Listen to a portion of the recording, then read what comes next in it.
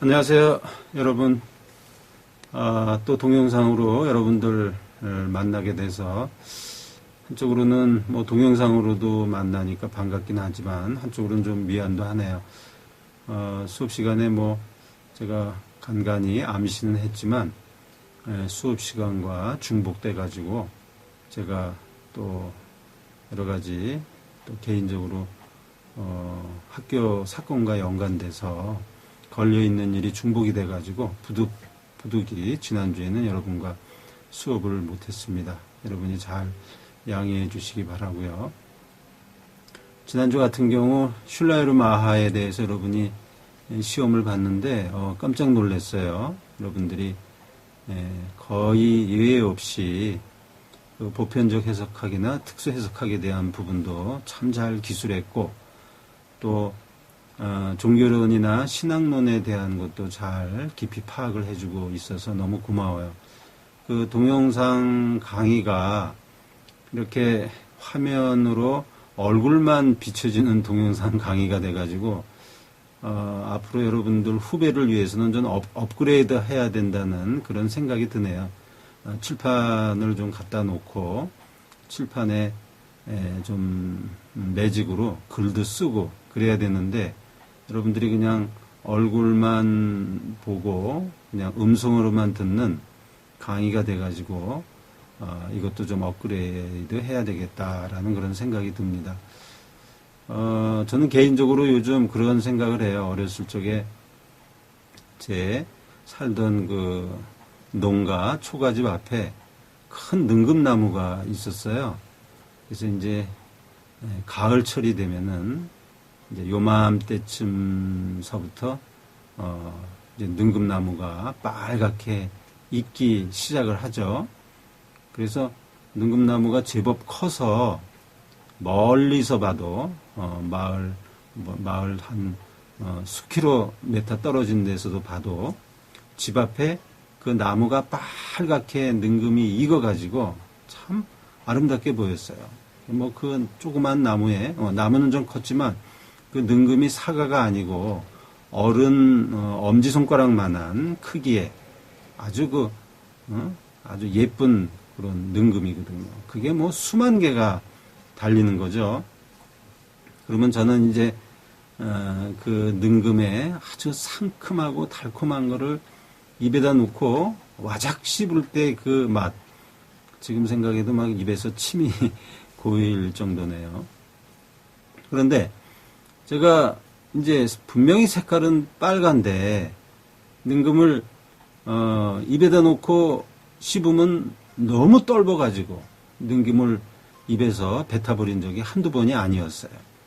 그럴 때마다 제가 어머니에게 어머니 저 능금 언제나 먹을 수 있어요? 라고 어머니에게 여쭤보면 어머니가 늘 해주시던 똑같은 말씀을 해주시던 게 지금 기억이 나요. 그게 뭐냐면 저 능금 한번 된 설이 맞아봐야 된다. 그러면 능금 먹을 수 있다. 그래서 된 설이가 언제 내리나. 참 이상하죠. 분명히 색깔은 빨간데 떫어서 먹을 수가 없어요.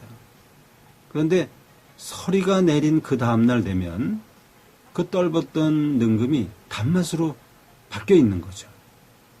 저는 뭐 부족한 학자로서 이렇게 인생을 살아오면서 때때로 뭐 하나님이 이런저런 훈련을 시키시는데 어거스틴처럼 생각하면 이 땅이 하나님의 나라가 아니고 우리가 어떤 상황에서도 하나님만 바라보게 한다. 이제 그런 차원에서 제가 신앙생활을 해왔습니다. 여러분들도 앞으로 이제 줄기차게 주의 나라를 위해서 헌신하고 봉사할 때 겉으로 볼 때는 뭔가 된 것 같은데 내면이 충실하지 못해서 스스로 자괴감을 느낀다든지 그러는데 저는 그게 뭐 괜찮다고 생각해요. 중요한 건 제가 비유로 얘기하지만 여기서 된 설이라고 하는 것은 하나님의 강한 성령의 은사겠죠. 우리가 겉으로 멀쩡해 보이고 또 여러분 20대에 참 열심히 건강한 모습으로 사는 것 같지만 우리 안에 그리스도의 영이 없으면 아무 소용이 없다는 거죠. 겉으로는 멀쩡해 보여도 떨궈서 먹을 수가 없는. 그래서 여러분이 결실의 계절에 된설이 하나님의 진한 성령으로 충만해 주시기를 부탁을 드립니다. 앞에 수업 시간에는 좀 넉넉히 얘기하는데 벌써 5분 지났네요. 지금부터 수업에 들어가도록 하겠습니다.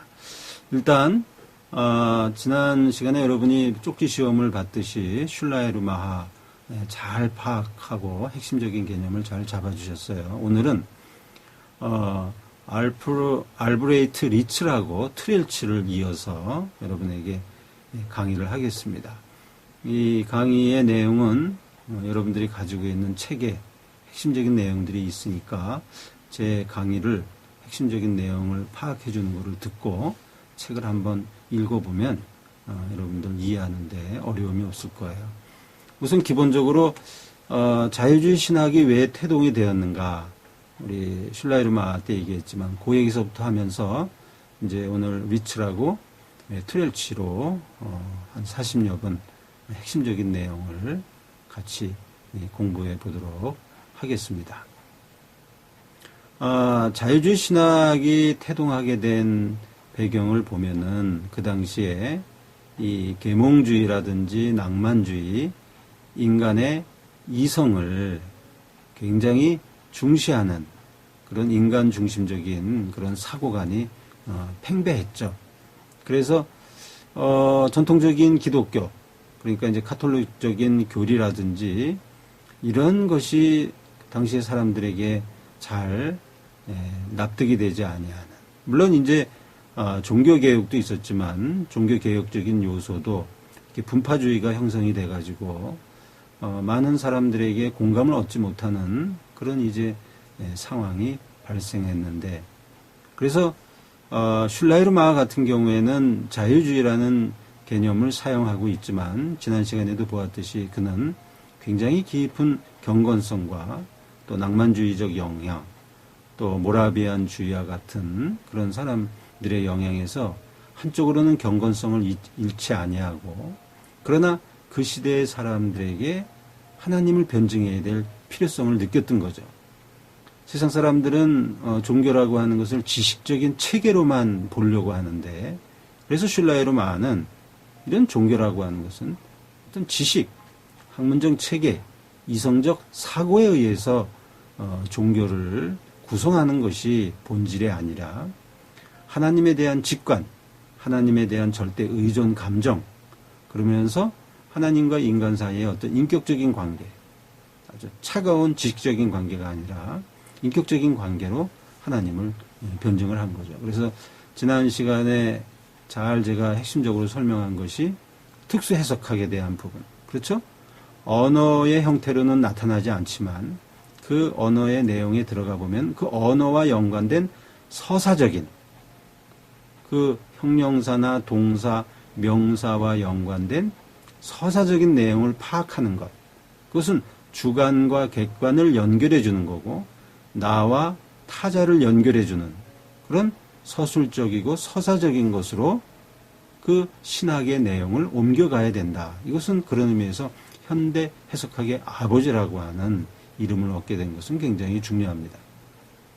자, 그렇다고 한다면 슐라에르마하가 이런 보편적 해석학으로부터 특수 해석학으로 옮겨가고 이성 중심으로부터 하나님에 대한 절대 의존 감정이라고 하는 이런 세계관을 열어놓고, 그리고 우주에 대한 직관, 또 우주를 넘어서 우주보다 더 무한하신 하나님이라고 하는 그런 세계관을 열어준 것은 굉장히 큰 공헌이죠. 자, 그런데 이제 리첼 같은 경우에는 슐라에르마하를 이어서 한쪽으로는 슐라에르마하에게 없는 부분을 신학적으로 이제 재구성을 하는 거죠. 직관, 감정 중요합니다. 그런데 자칫 잘못하면 이런 직관이나 감정이라는 것이 너무 주관성에 빠질 수 있겠죠? 그러면 슐라에르마하에게 등장하는 것은 이런 직관과 감정도 중요하지만은 리첼에게 있어서는 어떤 것을 주목하기 시작하냐면은 역사성에 대한 부분을 주목하는 거죠. 자, 감정, 직관, 주관적입니다. 그런데 그 주관성이 역사성과 만나지 못하면, 자칫 잘못하면 개인적으로 빠지고 종교라고 하는 것이 개인의 경험에 국한되는 그런 문제가 발생할 수 있겠죠. 그래서 제 책의 9장 리첼의 내용을 보면 서론에서 리첼의 여러 가지 사회적인 또 신학적인 배경들을 간단히 설명을 했고요. 리첼의 그 생애와 저서 이런 거 여러분들이 참고해 주기로 바라고 중심 사상으로 이제 넘어가 보겠습니다. 리첼도 자유주의 신학자 중에 한 사람으로서 리첼에게서 등장하는 것이 아까 슐라이르마는 해석학의 아버지 이렇게 되는데, 리첼은 그 해석학이라는 것이 서술적, 서사적 어떤 관계라고 하는 주관성이 강조가 됐다고 한다면, 리첼은 비평적, 역사 비평적 반복론을 사용하는 데 공헌했다. 자, 슐라이르마는 해석학, 리첼은 역사 비평적 방법론. 자, 요 개념으로 정리하면 그 다음 내용은 여러분이 다 이해할 수 있는 것입니다. 슐라이르마와 같은 분이 이제 아까도 얘기한 것처럼 어떤 자칫 잘못하면 이제 그 주관성, 관념 이런 것에 그의 신학이 제한될 가능성이 있다고 한다면, 리첼은 역사 비평을 강조하니까 공동체성이 강조가 되겠죠. 계시가 일어났는데 그 계시가 개인적 사건뿐만이 아니라 그 계시가 일어난 역사적 사건, 이렇게 리첼은 연결시키는 거죠. 그래서 예수님의 역사적 인물에 대한 성경적 증언과 인간을 구원하기 위해서 오신 예수님의 사역에 대한 역사적 근거들을 연구하는 것이 역사 비평이거든요. 그래서 리첼은 역사 속에서 예수 그리스도의 사역을 통한 하나님의 계시를 강조하는 방법론을 연 것입니다. 그러면 슐라이르마는 하나님과 나 사이의 주관적 경험, 직관, 굉장히 중요하죠. 그런데 그 주관적 경험이나 절대의존 감정이라고 하는 직관에 뭔가 빠져 있는 것은 그것이 어느 때 일어났는가? 그것이 일어난 주변의 역사적 정황은 무엇인가? 이것이 약화될 수 있겠죠? 그래서 리첼은 바로 이러한 면에서 예수님의 사역을 통한 하나님의 계시를 강조하게 됐다고 하는 거 여러분들이 꼭 기억하셔야 되겠습니다. 또 아까도 잠깐 설명드렸지만은 리첼은 모든 인간이 자신의 종교적 경험을 넘어서서 인간이 합리적 능력을 통해서 종교적 진리를 알 수 있다는 생각은 한계가 있다고 보았습니다. 자신의 종교적 경험이나 또 합리적 능력. 그래서 그 전에 어떤 이성주의나 또 직관이라는 종교적 경험, 이것만 가지고는 안 되는 거죠. 안 된다는 거죠. 리첼에게 기독교는 두 가지의 굉장히 중요한 요소가 있다고 보았습니다. 여러분들 제 책의 204쪽에 하단부에 나오는 건데요. 하나의 그 중요성은 뭐냐면 종교적인 측면으로 모든 개별적 인간에 대한 구원 문제와 연관되고, 다른 하나는 윤리적 측면으로 하나님 나라를 실현하는 것과 연관이 된다. 자, 두 가지라 그랬죠? 종교적인 측면과 또 하나는 윤리적인 측면이 있다는 것. 종교적인 측면은 개별적 인간에 대한 구원 사건입니다. 윤리적 측면은 그 개인적인 구원의 사건이 역사와 어떻게 연관이 되는가? 역사 속에서 하나님 나라를 어떻게 실현하는가? 이것과 연관이 된다는 거죠. 그래서 결국 리첼은 경건주의라든지 신비주의, 종교의 개인적인 측면은 한계가 있다고 보았고, 개인보다는 기독교 공동체의 중요성을 강조했다는 거죠. 그래서 기독교 공동체를 구원의 매개로 이해했고 또 기독교 종교의 기능을 하나님의 실현으로 이해했습니다.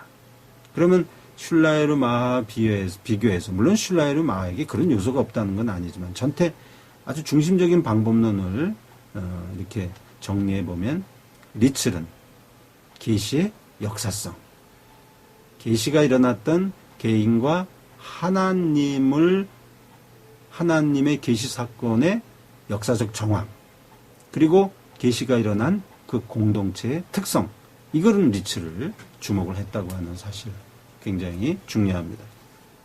그래서 리처의 기본적 입장은 신학적인 개념은 다 사회적이어야 한다.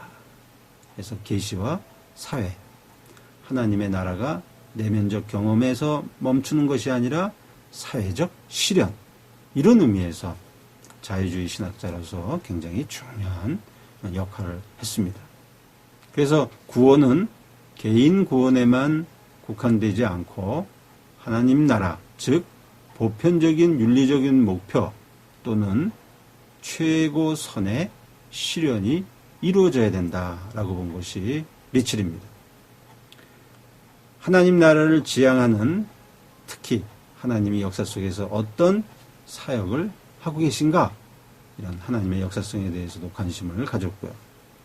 특히 기독교가 추구해서 하나님 나라를 실현하는 것을 이상이고 완전이라고 보았을 때 기독교의 완전은 종교적이면서 동시에 도덕적이어야 된다. 이것은 리칠의 신학을 윤리학적으로 이해하는데 제가 아까 서론서부터 연결된 부분입니다. 기독교의 완전이란 전 세계에 대한 기독교의 복음의 전파인 동시에 기독교인의 소명, 기독교가 사회 속에서 기독교인들이 어떤 역할을 해야 되는지의 소명과 연관된다고 봤다는 것이죠. 그래서 기독교 윤리학에 미친 영향을 리칠의 경우를 본다면 리칠은 기독교 윤리학을 구성하는 데 있어서 철저히 성경을 이해했고 성경을 강조했고 또 모든 종교적 개념들은 성경을 통해서 완성된다고 보았다는 점 여러분 꼭 기억하시고요. 또 리칠은 하나님 나라를 모든 다른 기독교 신학에 있어서 가장 근본적인 원칙으로 이해했습니다. 그리고 성경에 있어서도 구약보다는 예수 그리스도의 계시 사건이 일어났던 역사적인 정황, 그것을 중시했기 때문에 신약에 좀 더 초점을 맞추었다고 하는 것 여러분들이 참고로 기억하시기 바랍니다. 그럼 결국 리칠에게는 하나님의 계시의 역사성을 강조하면서 그 계시의 역사성을 통해서 실현되는 하나님의 나라를 중시했다고 하는 것 여러분 꼭 기억하셔야 될 텐데요. 제 책에서는 199쪽에 하나님 나라의 실현이라는 개념이 우리 기독교 신학 속에서는 어떻게 그것이 발전이 되었을까, 그거를 간단히 정리를 했습니다. 그래서 199쪽 이제 상단부에 그거를 학자별로 이렇게 유형화했는데요. 예를 들어서 오늘 공부한 리칠이나 하르낙 이런 분들은 하나님의 사랑이 실현된 공동체성, 윤리적인 인류사회 이렇게 보았다고 할 수가 있겠습니다. 그리고 하나님의 나라를 아주 전적으로 종말론적 성격으로 규정한 사람들이 있는데 그것은 슈바이처와 같은 분이 그랬고요. 또 오버백이나 볼룸하르트의 영향을 받은 칼 바르트는 하나님의 나라를 하나님의 절대적인 주권, 타자성과 그 다음에 하나님과 인간을 매개하는 복음, 이것을 칼 바르트가 강조한 신정통주의라고 할 수 있습니다. 이것은 이제 앞으로 우리가 한두 주 내에 같이 공부할 내용이죠. 그리고 이제 라우셴부시아 같은 것은 하나님 나라를 이상적인 윤리 사회로 보아서 이 땅에서의 이상적 사회를 건설하려고 시도를 했었습니다. 특히 라우셴부시가 그와 같은 입장이었습니다. 또 그러나 이러한 기독교의 사회 윤리가 가능하다라고 하는 것을 이제 비판했던 분이 있는데, 그런 분들은 이제 리차드 리버라든지 라이놀드 니버입니다. 왜냐하면은 하나님의 계시 사건이 이 땅에 하나님의 나라를 실현하는 계기를 우리에게 준 것은 분명하지만, 역사 속에서 우리가 경험하는 인간의 교만 때문에 이것은 불가능하다. 그래서 이제 라이놀드 니버와 같은 경우는 불가능의 가능성을 얘기하면서 오로지 하나님이 도와주시면 가능하지만 인간적으로는 불가능하다라고 했던 얘기 여러분이 꼭 기억하시고요. 그 다음에 이제 틸리 같은 경우에는 예수 그리스도를 통해서 소외됐던 인간이 새 창조에 참여할 수 있다. 그래서 새로운 이제 존재론을 이제 제시하기도 했습니다. 물론 이제 간단히 그 이외에 하나님의 나라에 대한 개념, 계시의 역사성에 대한 개념들이 어떻게 발전됐는가, 그거는 여러분들이 제 책에 199쪽을 참고해 주시기 바랍니다. 그러면 리첼은 제 책에도 뭐 이렇게 많은 부분을 할애하지는 않았습니다. 제가 자유주의 신학을 요 세 학자를 묶는데, 그리고 각각의 이론들이 어떤 차이점이 있는가, 그거를 밝히는데 주력을 하고, 주로 이제 신정통주의에 등장하는 신학적 개념들, 또 윤리적 개념들을 좀 더 많이 이제 강조한 내용인데요.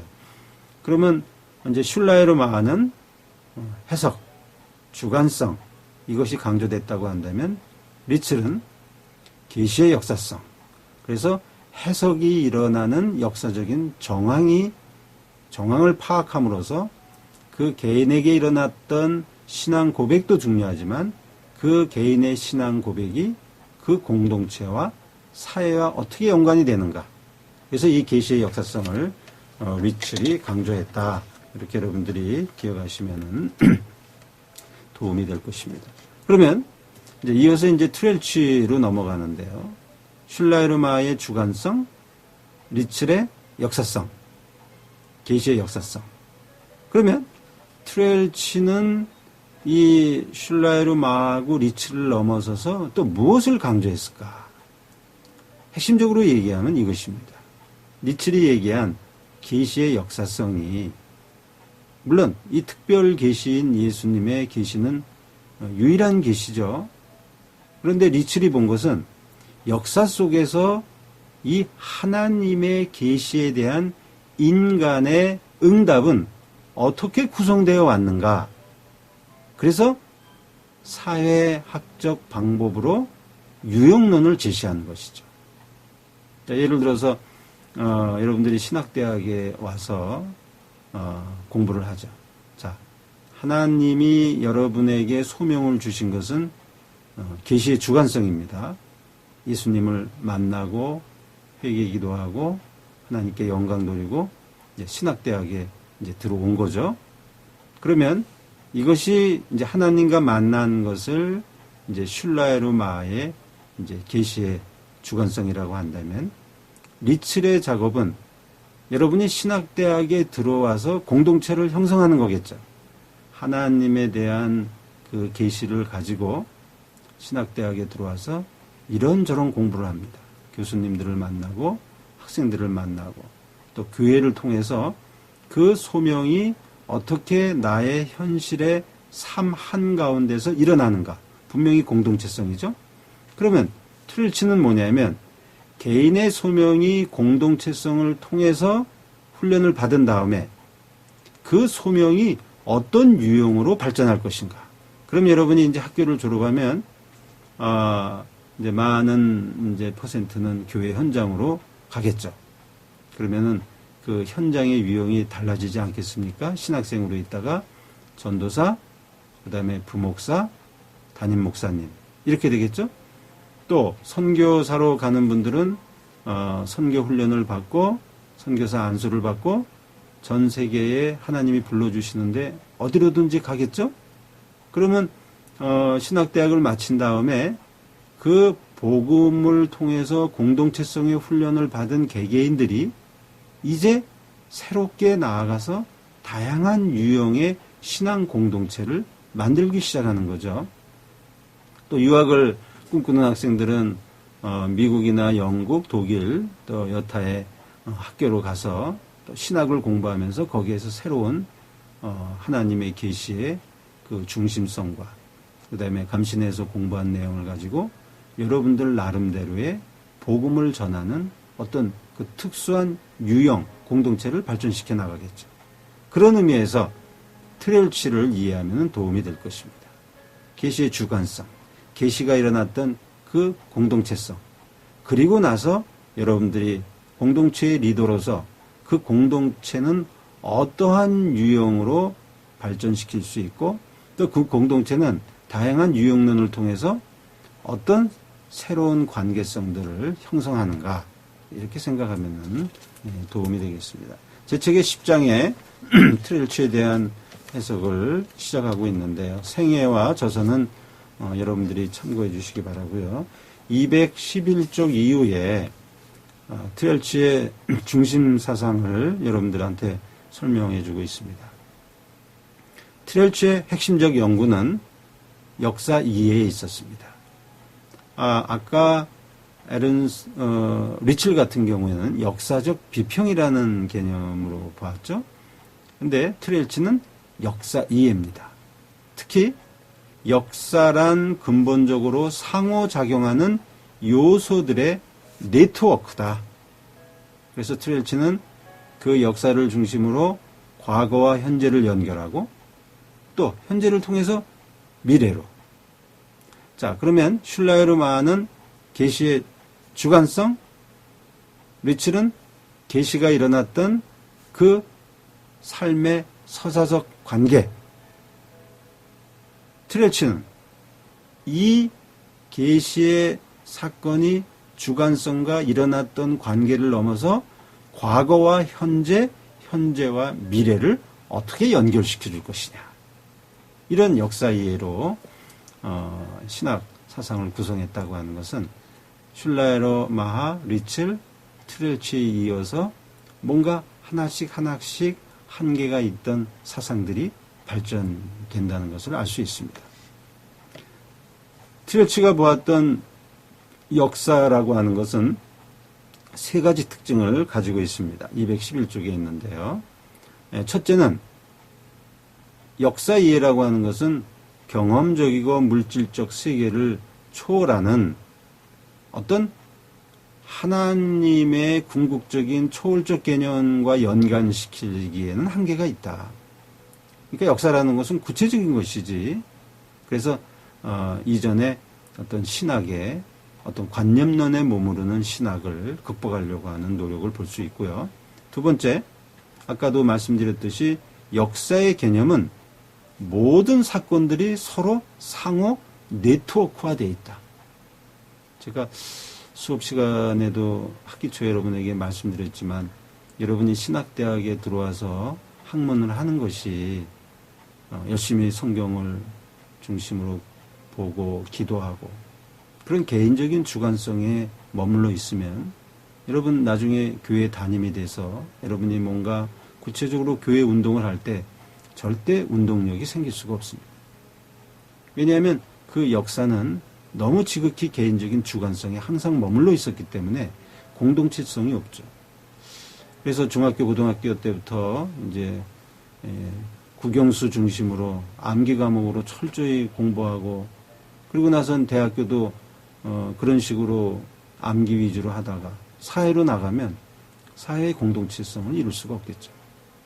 그래서 신학대학에 다니면서 여러분들이 좀 친구들도 많이 사귀고 공동체적 경험, 서사적 경험이 많이 있어야 그 공동체 속에서 의미가 발생되고 의미와 의미를 엮어주고 개인과 개인의 공동체적 경험이 발전되게 되는데 일반 경우에는 그게 쉽지 않겠죠. 너무나 개인주의화되고 파편화됐기 때문에. 그러나 여러분들은 이거를 극복해야 된다고 봅니다. 그것이 바로 트렐치가 가지고 있었던 거예요. 모든 사건들이 상호 연관되어 있다는 점, 네트워크화되어 있다는 점. 그렇다고 한다면 우리는 이 역사, 이 시간과 공간으로 구성돼서 흘러가는 이 역사에 대해서 보다 적극적으로 그리고 여러분의 삶과 다른 사람들의 삶 속에 의미가 일어나는 그런 일들에 대해서 좀 더 관심을 가져주시기를 부탁을 드립니다. 세 번째, 트렐치가 강조하는 것은 윤리학에 있어서 새로운 접근 방식이 필요한데, 그것은 좀 더 구체적인 역사 기록 방법론을 추구했다는 것이죠.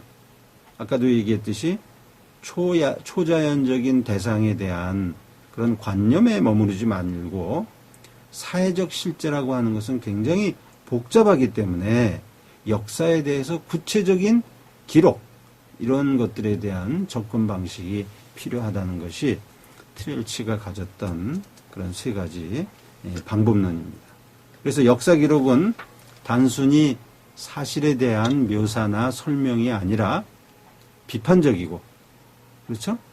아까 얘기한 리츠리 얘기한 비판적이면서도 동시에 이 비판적인 것은 항상 과거와 현재 속에서 개정과 수정이 가능하고, 그리고 역사적 지식은 오히려 절대적인 것이 아니라 개정과 수정이 강조가 될 수도 있고, 역사적 기록만 가지고는 신앙의 기초가 될 수 없다라고 하는 것. 그래서 역사적 사건이 우리 서로를 연결해주는 공동체적 사건이 돼야 되고, 이 역사적 사건이 상호 연관성으로 구성되는 것을 통해서 신앙의 의미를 발견해내야 된다라고 하는 것은 트렐치가 설명해주고 있는 굉장히 중요한 윤리학적인 방법론의 원리라고 봅니다.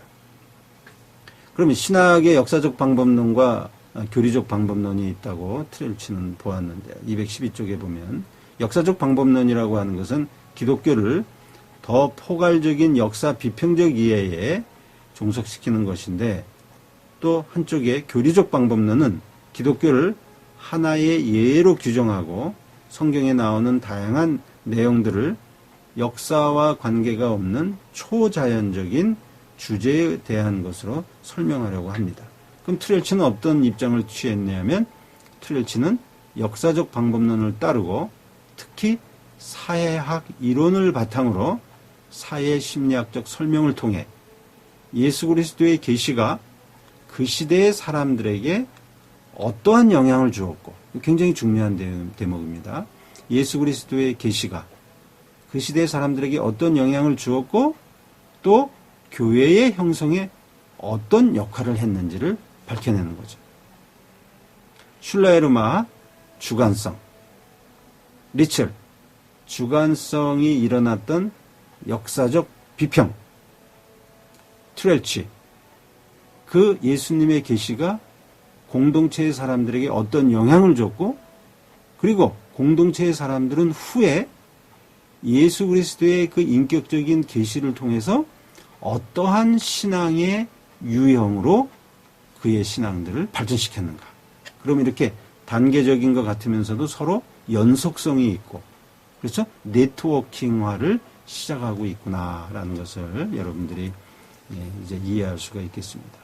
그래서 트렐치는 예수 그리스도는 그의 인격과 교회를 형성하도록 한 그의 가르침에 대하여 예수님은 분명히 계시의 사건이고, 또 예수님을 통해서 형성된 초대교회.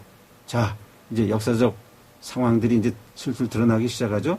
예수님을 통해서 형성된 초대교회는 예수님을 통해서 그의 가르침과 인격이 들어가게 된 거죠.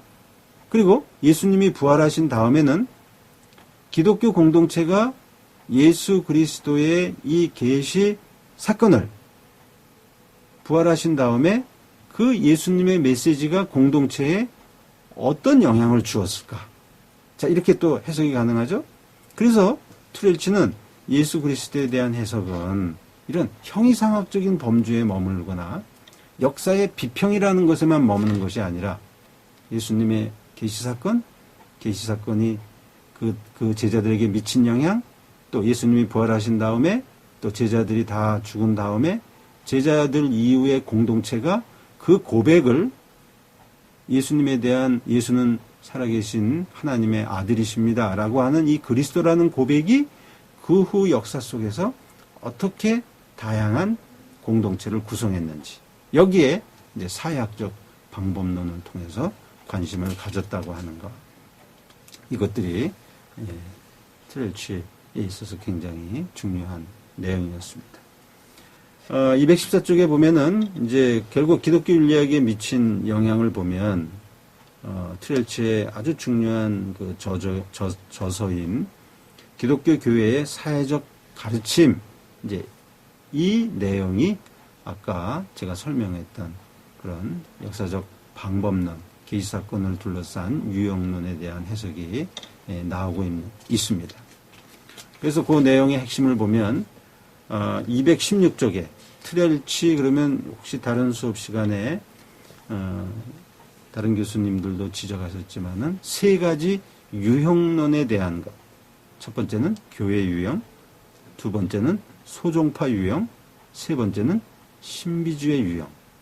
자, 이것이 이제 트렐치가 얘기한 세 가지 유형론. 네트워킹화된 공동체가 예수 그리스도에 대한 계시 사건을 후에 어떻게 공동체에서 발전시켰는가. 그래서 트렐치가 이제 세 가지 유형을 했고요. 그 다음에 이제 그 유명한 리차드 니버가 그리스도와 문화라는 책에서 이 공동체를 5가지로, 그래서 크라이스트 컬처를 이렇게 놓고 그 사이에 두 예수 그리스도와 그 다음에 문화 사이에서 어떤 유형을 통해서 어떤 공동체가 구성이 됐는지를, 이거를 리차드 니버가 해석을 하고 있습니다. 그건 우리 리차드 니버 시간에 같이 공부하도록 하고, 그러면 이 종교 공동체 유형론에서 먼저 트레치가 설명하는 교회 유형을 보면, 교회 유형은 모든 시민들이 기독교 신앙의 논리적 결과로서 교회적으로 연합한 형태를 말한다는 것이죠. 교회 유형의 기독교 비전은 모든 문명을 포괄하며 신앙의 형태로 구성되며 모든 삶의 측면에서 기독교적 해석과 성화를 추구합니다. 지금 우리가 이 땅에서 여러분이 대부분 교회 생활하고 또 이렇게 신학대학에서 교회와 연관해서 여러분들이 이제 훈련도 하는데, 그것이 우리가 익숙한 교회 유형이죠. 그런데 소종파 유형이 있습니다. 이 소종파 유형은 이제 교회가 이렇게 제도화된 이런 유형이라고 한다면, 소종파 유형은 특히 제자도에, 그래서 제한적이긴 하지만 철저히 자기의 모든 것을 다 헌신하고 바칠 정도가 되는 충성을 가지고 있는 기독교인들이죠. 소종파 기독교 공동체는 복음의 증언자로 각각 봉사하며 또 어둠 속에서 빛을 비추는 기독교인으로서 사명을 감당하는 일에 충실합니다. 또 다른 유형은 신비주의 유형인데요. 이 신비주의 유형은 모든 인간의 조직체들은 사실 피상적인 신앙의 표현에 머문다고 보는 거죠. 예를 들어서 교회가 제도를 구성하고 이 제도 속에서 하나님의 말씀, 봉사, 그 다음에 예배, 친교, 교육, 이런 다양한 것이 교회의 제도 안에서 일어나지만 신비주의 유형의 관점에서 보면 너무 형식적이다. 좀 더 하나님과의 1대1의 깊은 내밀한 그런 관계가 자칫하면 소홀히 될 수 있다.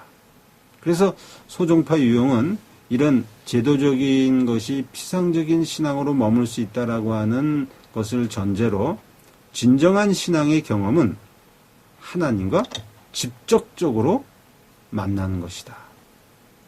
이렇게 세 가지 유형에 있어서 신비주의 유형을 설명하고 있습니다. 그래서 트렐치는 자신의 유형이 절대적으로 역사를 완벽하게 표현했다고 주장하지는 않지만은 교회 유형과 소종파 유형 그리고 신비주의 유형, 이 세 가지의 유형이 이렇게 순환되는 것처럼, 어떤 것이 먼저는 아닙니다. 이렇게 할 수 있겠죠. 이제 신비주의 유형이라고 한다면 하나님과 철저히 내밀한 관계의 신앙생활을 하다가 그를 따르는, 아니면 같은 뜻을 품은 사람들이 2명, 3명 모이기 시작하겠죠? 그럼 이제 소종파가 되죠. 그럼 사람들이 모이기 시작하면 이제 분업 현상이 일어나겠죠. 가르치는 사람, 봉사하는 사람, 또 나가서 전도하는 사람, 교육하는 사람. 그러면 분업화가 일어나고 규모가 커지면서 제도화되면은 교회형이 되겠죠.